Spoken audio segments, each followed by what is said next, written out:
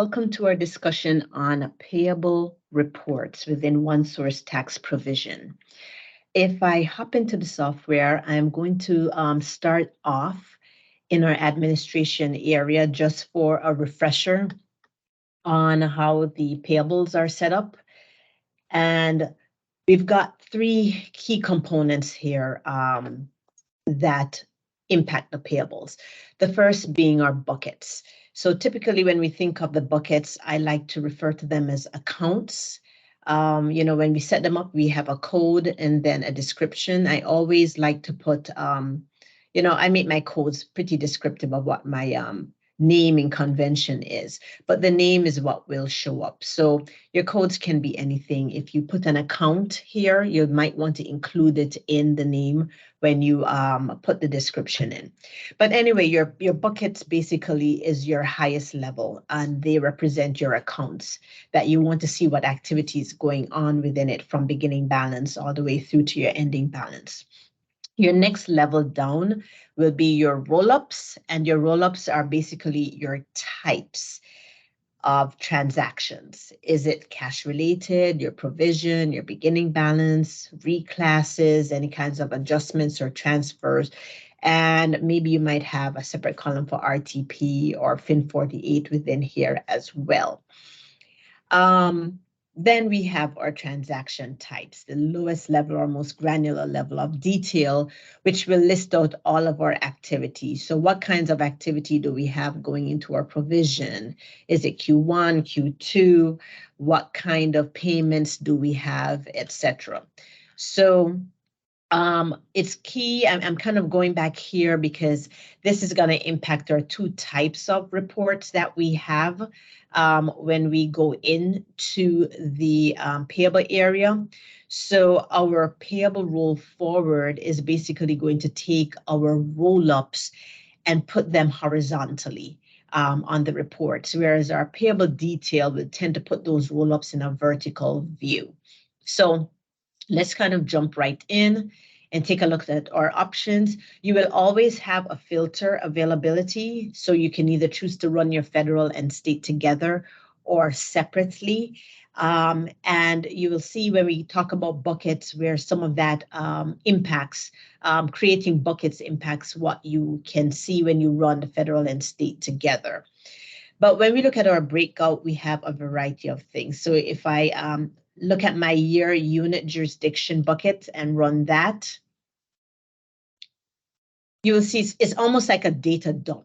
It's all of your fiscal years, your unit codes in stacked order, your jurisdictions and your buckets, but you start seeing your roll-ups that we talked about, beginning balance, adjustments, cash. They're all going forward, left to right in columns, getting to your ending balance. So if you wanted, you could export this, do a pivot table on it to kind of filter, etc., in any manner that you want. Your year jurisdiction type gives you another view of the report.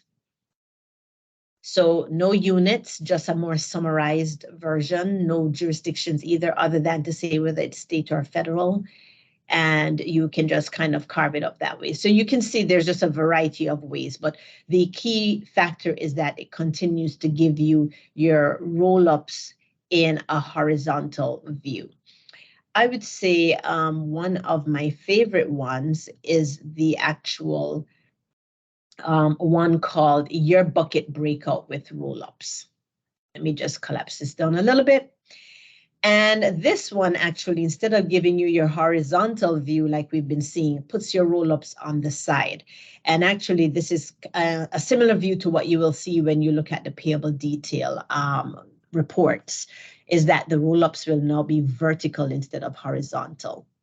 But what this does is it breaks out your the payables by the buckets that we created. So our accounts, we got a state payable account, federal payable, FIN 48 payable, intercompany payable, and something called liability posting, which is the default posting for your auto posting, unless we do something differently, which is set up payable rules to post them to our specific buckets. And we go through that in a separate episode. But when you do that, it allows you to run your Fed and state together, and you can see your details all in one report.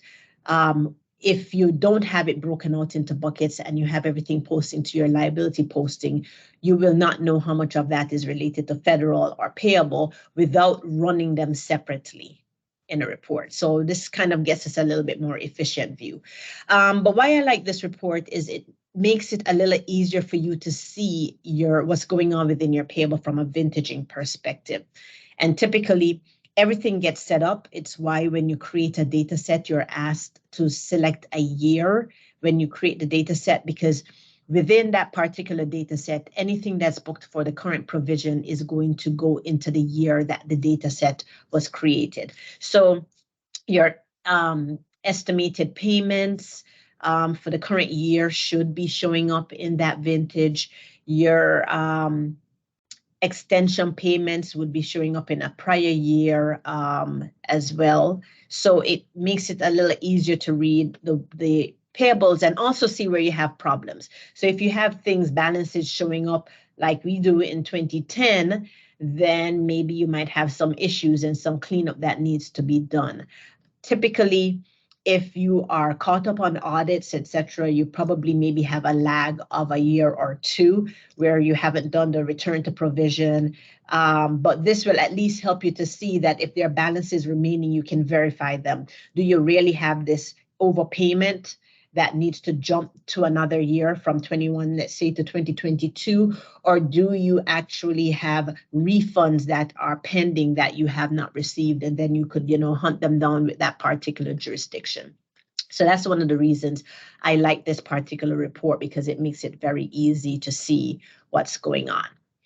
So if we jump into our payable detail reports, the difference with this one is that all of your roll-ups will now be vertical, and the focus is more on the transaction types. So if I look at this one with the breakouts and run it, you will see that you do have your accounts going across and your transactions going down.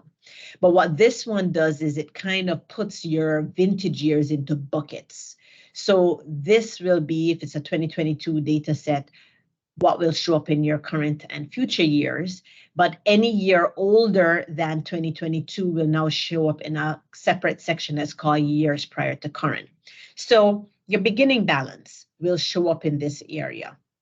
If I see a beginning balance in my current year, that's typically a flag for me that there's some incorrect data in the software and I maybe need to do some reclasses. I would expect to see my extensions and payments on my returns, maybe the refunds in years prior to current.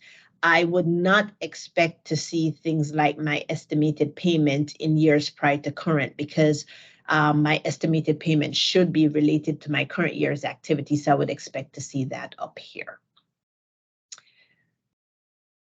We have a similar view of the current and prior year. This one just breaks out our units and does not do it by the buckets. So you will see all of our units, current and future years, but you can't tell what accounts they're coming from. So in this case, you would probably be beneficial to run the federal report separate from the state report so that you could kind of see what your pieces are. And then if you just kind of wanted an overall grouping, just totals, then you can run this report to kind of see everything. There's no breakout other than the fact that you can see your roll-ups and your transaction types, but this is really meant to be a summary view. So once again, there are a variety of different payable reports. It's just a matter of finding the one that works best for you and playing around with it. Of course, you can also break these reports out by classes, or if you've created class groups, you can also do that. So look forward to seeing you on another session. Get in the software, play with these payable reports, and just have fun in the software. See you soon.